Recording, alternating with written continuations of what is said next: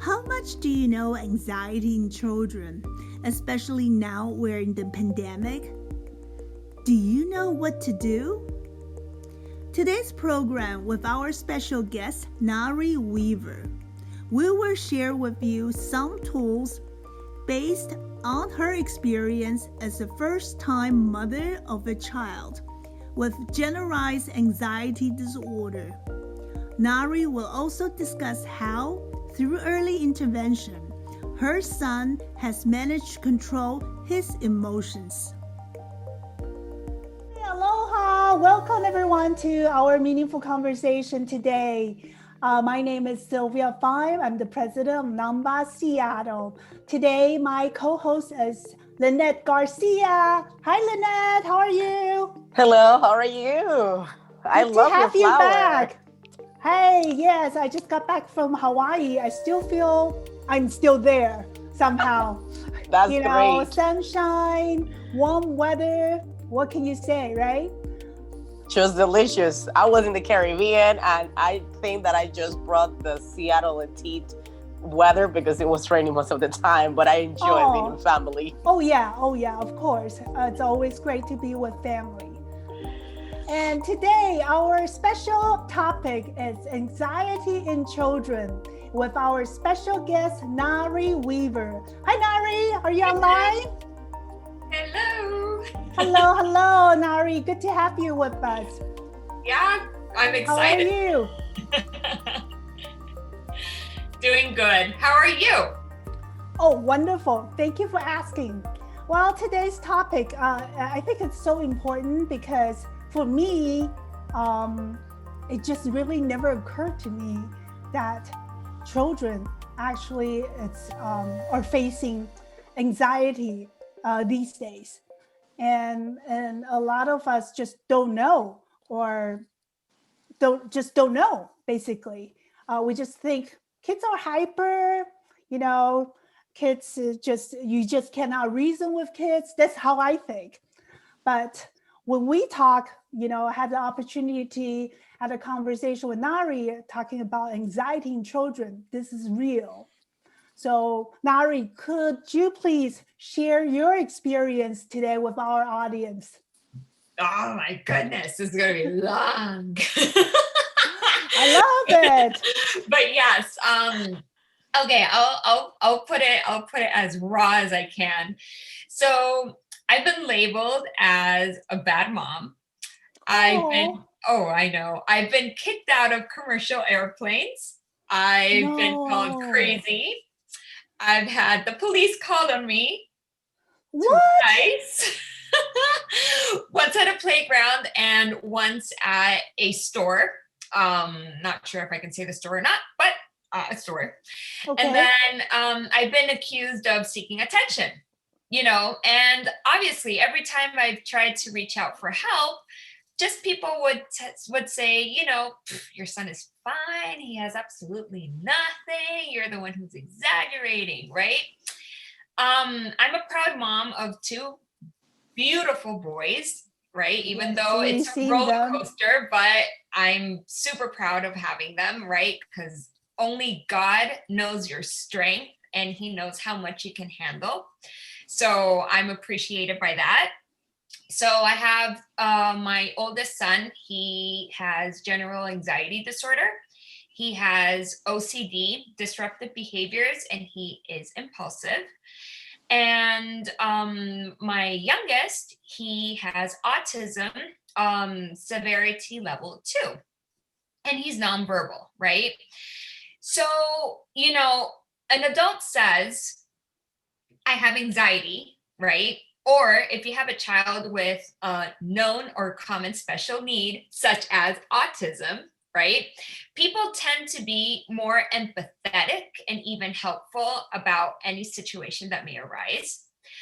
But, the challenge here is trying to explain that your child has anxiety, right? And then on top of that, a disruptive behavior, because there's so many anxiety disorders that go hand to hand and people just don't know about it, right? Mm-hmm. And obviously all eyes, roll on you because you're enabling your child, right? And to their eyes, you're just a horrible parent because you just don't know how to discipline your child. so That's so wrong. I've created, or I'm like, I'm on a mission here because I'm a very outspoken person to bring awareness in children that at a small age suffers from anxiety, and how to break that stigma of talking about mental illness, because at the end, everybody suffers from mental illness. It's just more common in an adult and not acceptable in children. So if we inform people that children can suffer from anxiety and this is the outcome, then people will be like, oh, I see. Right. And it will be easier to understand certain behavior when they grow because of, and you can just diagnose, or not diagnose, but see it and look for help. Exactly. So Nari, when did you discover that your child might have anxiety? Like at what age? So my child, and I did not know this, he suffered from anxiety since he was 2 months old. Oh my God. And Okay. it's because one of the top symptoms of an infant that has anxiety is when a child can't stop crying for hours and hours and hours and hours, and you're trying to comfort that child and there's no way to comfort the child. And you know, if you try to put him in the crib, he's not comfortable in the crib. You're trying to put him alone and he's not comfortable in being alone, and you just have to carry him, and that's the only way that he can calm down. Your child is suffering from anxiety. But the doctors said that he was a colicky baby, and they put me on a miserable diet because I was breastfeeding. And not even with that, it just did not help. It was just getting worse and worse and worse and worse and worse. Wow. That child never stopped crying. Oh, I can feel how stressful you were, and also for your kid.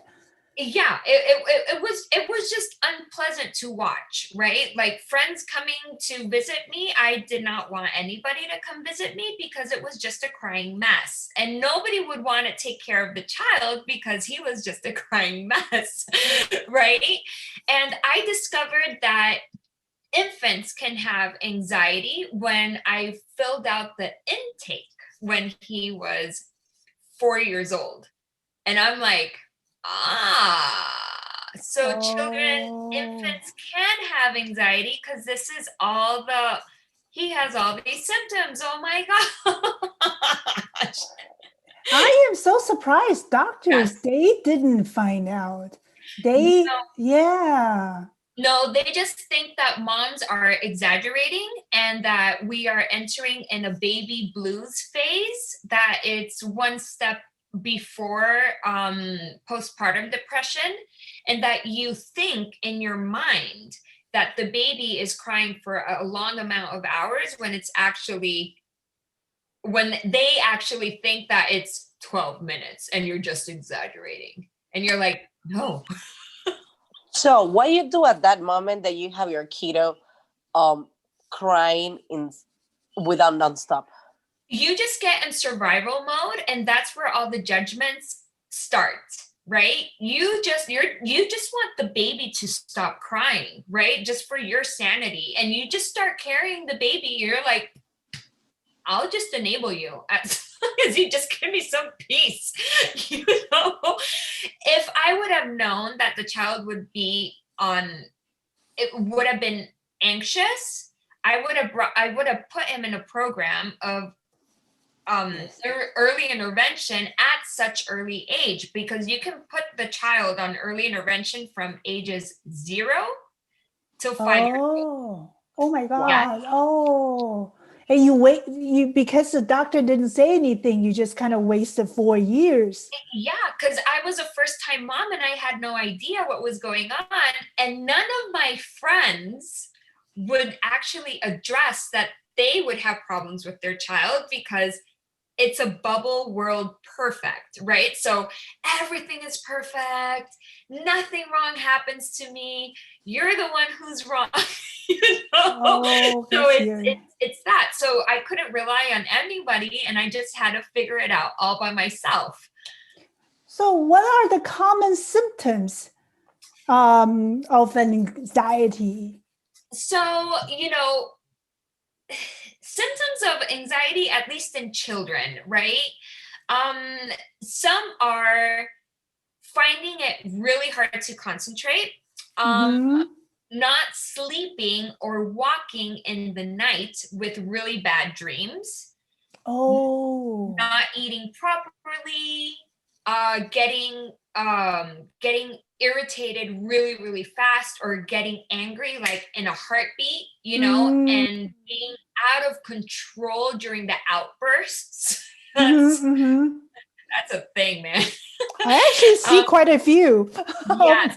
My friends' kids. Yep.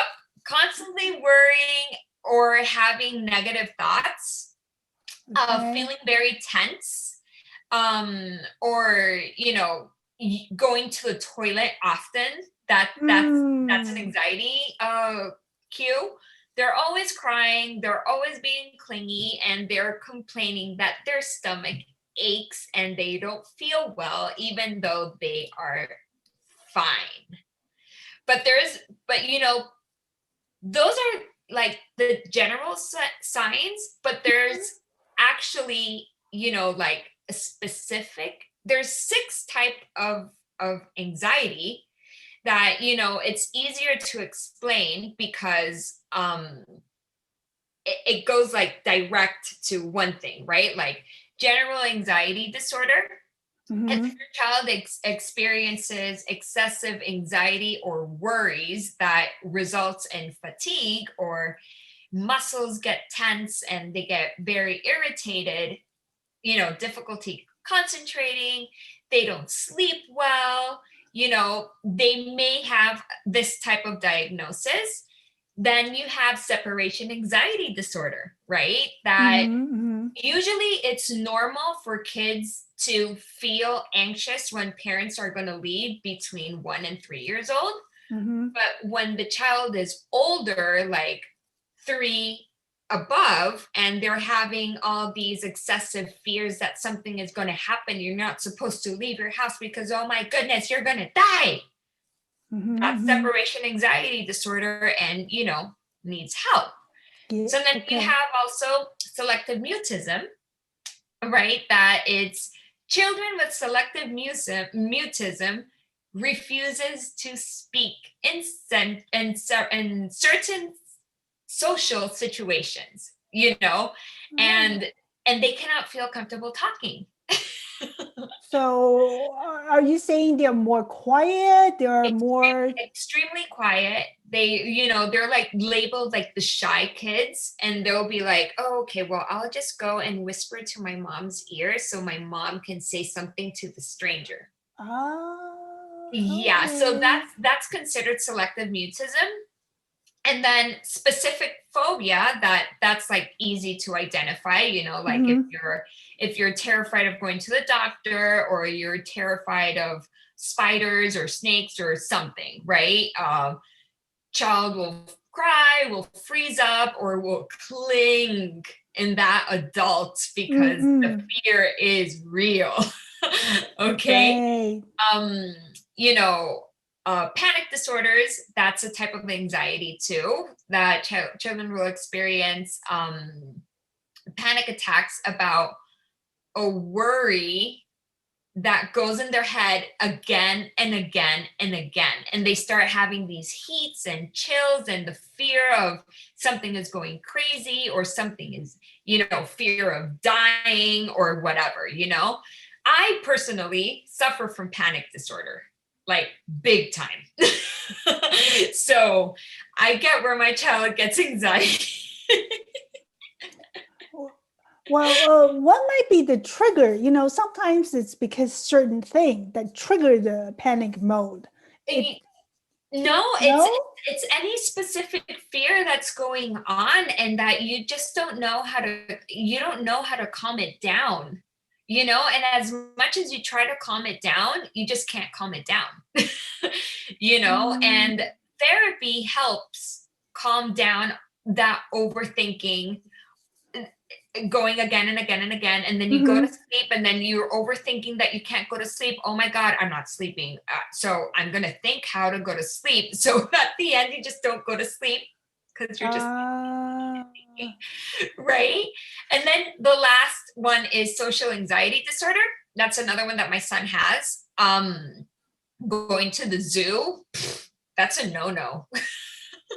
Oh, okay. Because of large crowds, it gives him anxiety. And so they start, instead, you know, their stress levels go so high that they start throwing tantrums and they start crying into like a level that you have never seen before. Or, you know, maybe you have seen kids that, I don't know, see an elephant and they're like, oh my God, there's an elephant. They freeze up and they're like, I am too scared of this elephant. And then they start crying and screaming and get me out of here.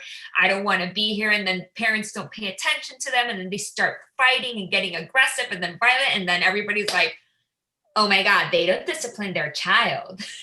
That's why you got, like you said, police. Yes. Someone called the police.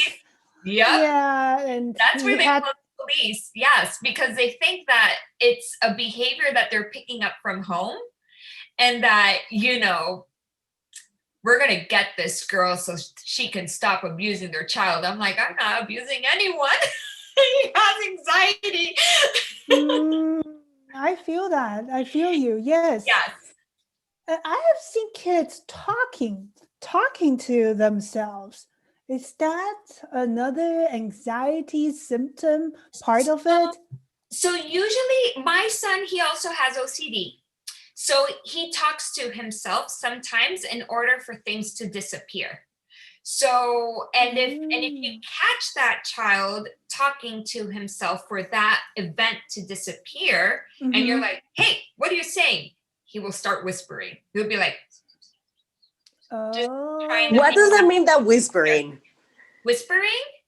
Exactly. What does you think that triggers them to whisper, and you think that they are saying something to inner selves? So the thing is that they're trying to avoid events that are happening in their head. Not necessarily it means that it's dangerous. It's just that they created this big gray cloud in their head and they can't get out of it.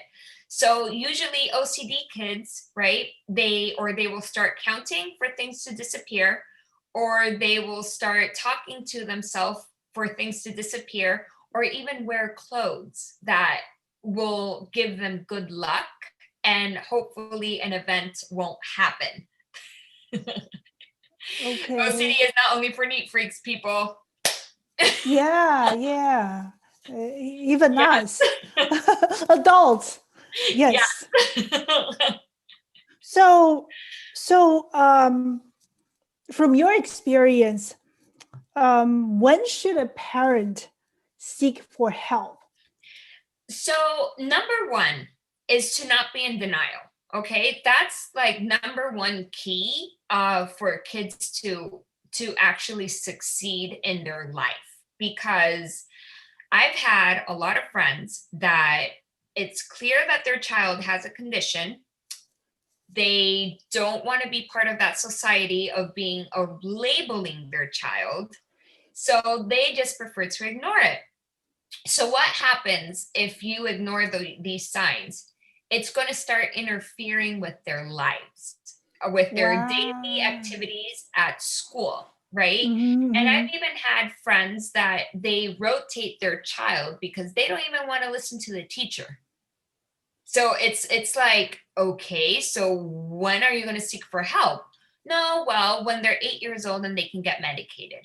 No, people. Wow. Yes. And now that you're saying medication, is that something that is normal? Or we can avoid that to just when you do early intervention? Yes, you can avoid it, and even you can avoid it without early intervention. Okay, it takes a lot of parenting classes, right, and a lot of self-control.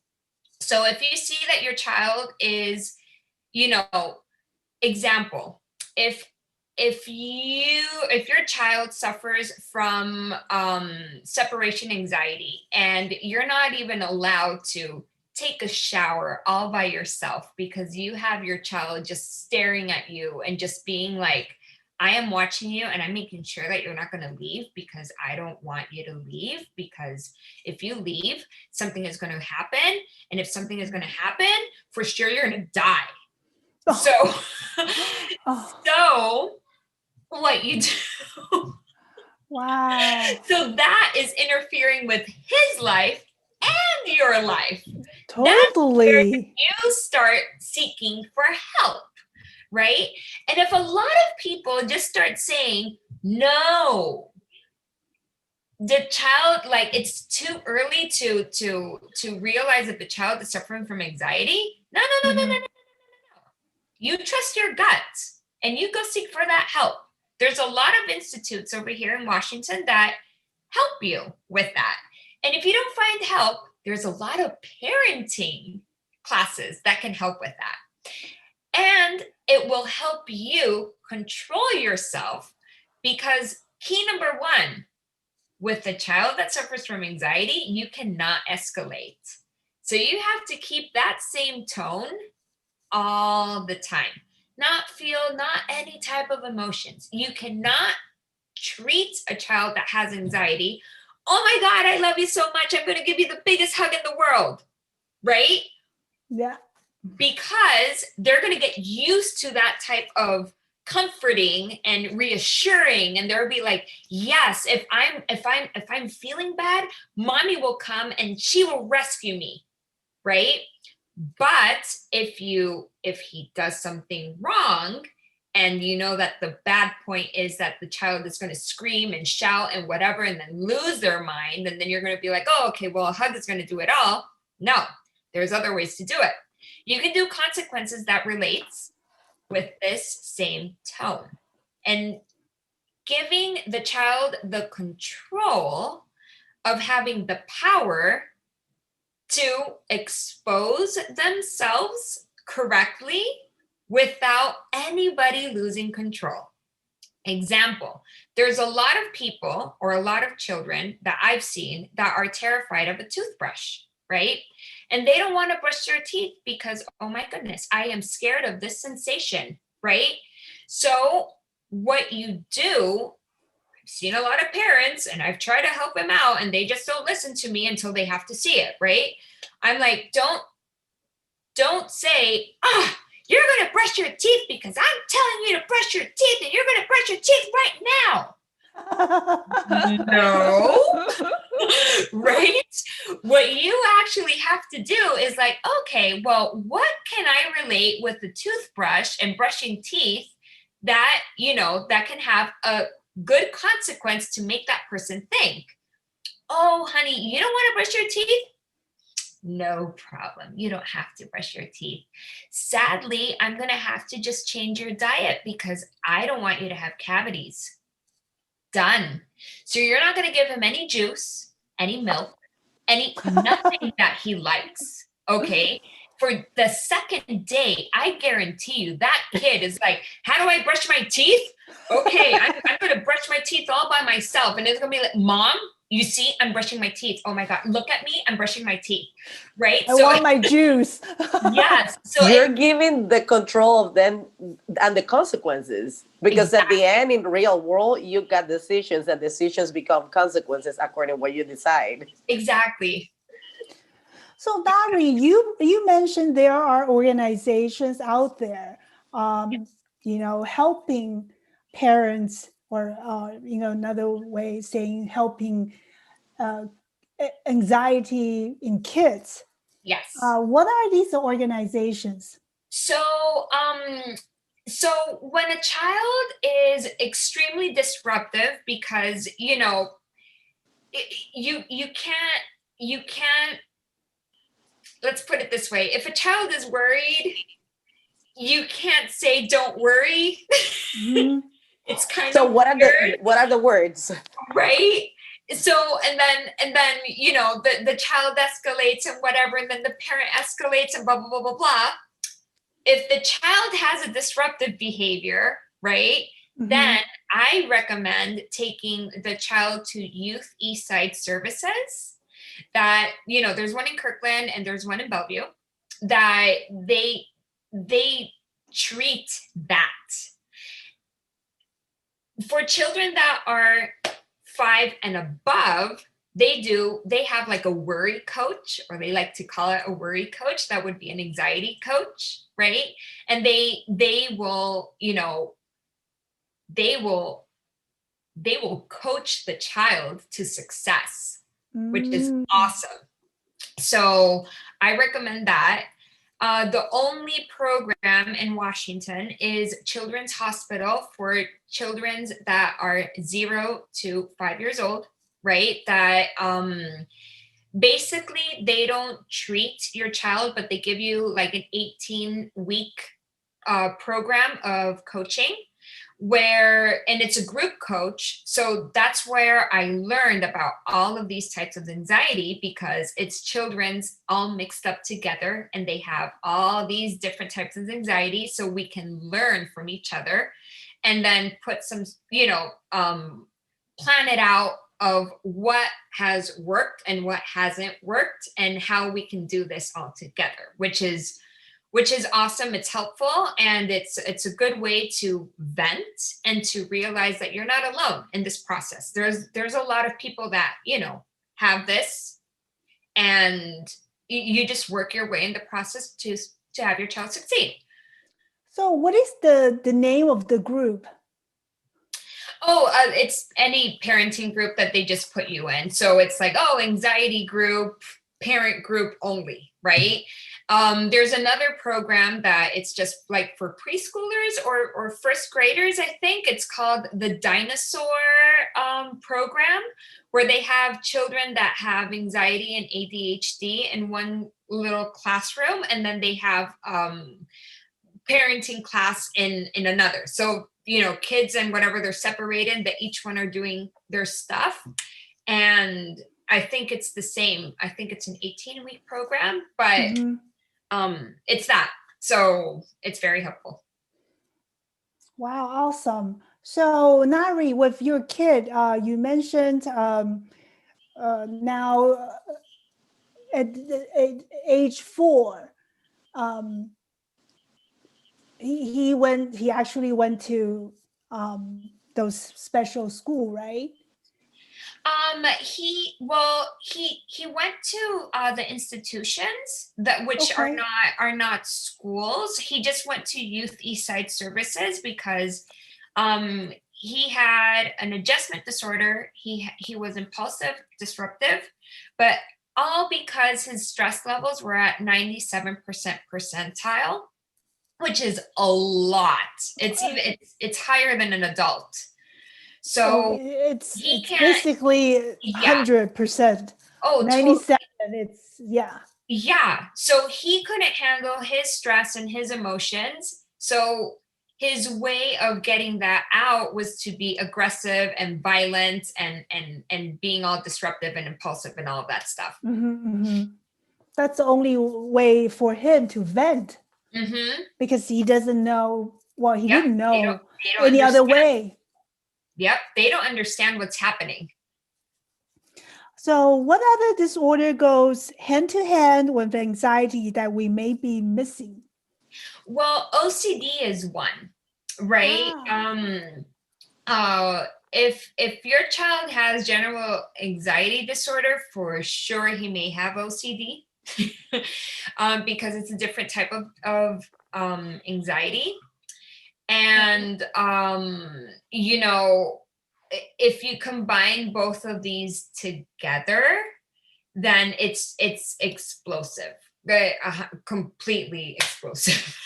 So you know, and also that can, you know, depression is another type of anxiety, to put it that way, except it's now it's like going to a dark area. But still, you know, with early intervention, you can help him, you know, instead of addressing the problem, it's like pinning the problem and just rewording stuff so the child can, you know, understand what's going on and how to switch their fears and make it a little bit better. I see. But now, because of this pandemic, everybody is basically home, including kids. They have to study online. Do you think staying home will help them, or it's actually triggering their anxiety? Or what other things that we can do? Yeah, well, exactly. So, you know, one thing that you guys can, that I would recommend to do, you know, because every child has different types of anxiety, right? Is to do like a 10-step ladder that you do, you know. Example, if my biggest issue was to have my child to what's it called, to leave me alone, right, then I have to basically do a 10-step ladder for my child to actually let me be independent, right? So the way that I did it, right, and this is a thing that can last for months, right? But you know, people that are out there, just pin the problem however you consider that you should pin it. So, you know, step number 1 for me was go to the bathroom alone. Oh, okay. That's how bad it was, okay? Then step number 2 was to shower without him having to open the door and just check if I was there, right? Number 3 was able to change my clothes without him being present. Number 4 was be able to work here at my office with no interruptions, right? Number 5 was to go and grab the mail, crossing the road, grab the mail, come back. That's it. So short? What? So short, go to the mail and come back? So short, yeah, because he would crack the windows because he would think that a car would come and run over me. He would have like these tragic moments in his mind. It's crazy. So number 6, be able to go to do groceries without him, you know, being there. And number 7, it's able to go and drop him off at school at the time before pandemic, right? And him knowing that I wouldn't be at home and that everything was going to be okay, because he would escape school to try to go home just to make sure that I was there. It was a serious deal. Yeah. And then number 8, wants to be in control, what I see. Oh, totally. It's that kids that have anxiety need a piece of control, because if not, they feel that they're losing control, and that's where they lose it. You know, they're like, oh my goodness, I don't have anything. They start losing absolutely everything. So, and then number 8 is be able to take my youngest child to the doctor without him being present, you know. And then number 9, to be able to have dinner with my husband. And number 10, go out on a trip all by myself, right? So, you know, these steps, if you do it like correctly, you know, and you tell your child, okay, so here are the 10 steps. I will allow you to give me 10 prizes. Okay. But like, if in a month you allow me to go to the bathroom all by myself with no interruptions, this is what you're going to have.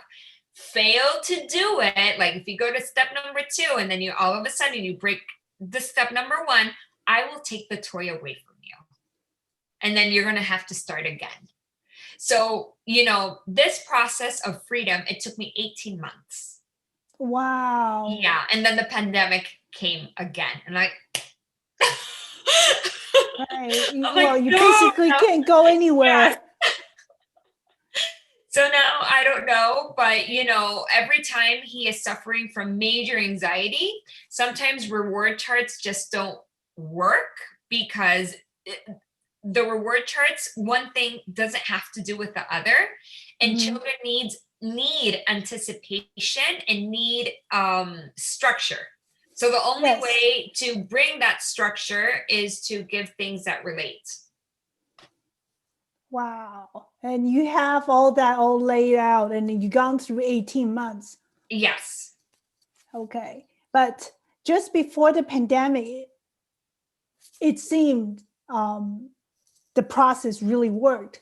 Yes, it did. Okay. It did. All right. Yes. I don't know how you do it, Nari. You're a great mom. Thank you. Yeah, you're a super mom, in fact. You know, I can see there's a super woman right behind of you. You're definitely a strong person. And going through and taking care of two kids, and one is now 5. Yeah, now my oldest, he's 5, and you know, I just pretend that nothing ever happened because early intervention really did the trick. You know what? I really never noticed any difference in him. You know, I saw him through Zoom, and he was all fine. You know, Right. Before that, though, before meeting you, when he was the age of 3 and 4, my Zoom meetings were horrific. Horrific. He would hit me, would grab objects, he would burn my face. Like it was bad if I wouldn't give him the attention that he needed. And it was just his stress levels. Oh my God, she's not paying attention to me. Okay, here I come. I'm going to harm her because that's the only way I can get attention from her. You know, so you're like, there's other ways. but How he can learn that? But things have changed, really changed. You know, Oh, yeah. like I said, I saw him just last week. And he was just fine. Yeah, he would say hello and he said hello. And he didn't even bother you and just left the room and say, okay, mommy's busy. Okay, I come back later. Yeah, he's doing great. Yeah. Great job. Very happy for you. Thank you so much. I'm happy for me too. You are the most happier one. Trust me, I have no police officers in my house anymore. Amazing. So Nari, I know you also write blogs about anxiety in children. Where can I find them? Well, I mean, it's like, should I say it? Well, do you think we can share it? Maybe. I mean, yeah. I mean, you can share it. It's just a bad word. Well, you how would need that come? Vent, right? And I'm sure a lot of people can relate. Oh, relate to the situation. Totally. Yes. Yeah. So it's called Shitty Mom. And, you know, I decided to do that because it doesn't matter what we do. We will always be judged. It doesn't matter if we're doing something good. It doesn't matter if we're doing something wrong. But my purpose in doing that, you know, it's not getting a profit or like making a business out of it. Like they can copy it, like go ahead, copy my content. I don't care. But it's to bring awareness, right? So I talk about my experience with my children with all different type of disorders. And it goes from, you know, adjustment disorder, disruptive behavior, impulsive, anxiety, all of that, and autism. Because not many people know also that, you know, a nonverbal, so many types of nonverbal in there. Yeah. Wow. Yeah. You know, and you're like, okay. And for that, I did have to, I certified myself so I could talk about autism because the umbrella is so large and I would never like to make a mistake. And I want to know what's going on with my child. So, you know, I read a lot of books to help both of my kids, and I do a lot of parenting classes, and parenting classes is not for lazy people. On the contrary, it's a lifesaver. It's a lifesaver because you can vent and you can talk. When you talk, you get better. And also you learn from other people, how they did it, where can I improve, and so on. Yes. Thank you so much, Nari. These are, what you said, what you shared today are super important, even for me. I didn't know how to deal with my neighbor's kid. In fact, I think I called you the other day. I said, hey, I have a kid. He keeps peeping through windows and talking to himself. What can I do? And I don't want to trigger him because I know he's talking to himself. That's not. I just didn't know what to do. Yeah. Thank you, Nari. Thank you guys for the Thank you so much. Thank you guys. It means a lot, for real. No, it means a lot to us too. Appreciate it. Truly appreciate it. Education is key in our organization and it's part of us. So thank you. Thank you guys. So coming up on Tuesday, well, today's Tuesday, coming up on Thursday, November the 19th at 4:00, we're going to have a webinar, and it's about Find Joy in the Journey with Leah New. She's a great leadership speaker and coach. So please. She was with us already. Yes, she did 2 webinars earlier, and she's going to do another one, Find Joy in the Journey, which we all need right now because definitely. Because of the new lockdown, tighter restrictions, we definitely need to find more joy in our life. Thank you again, everyone. Please stay safe and please stay connected. See you next time.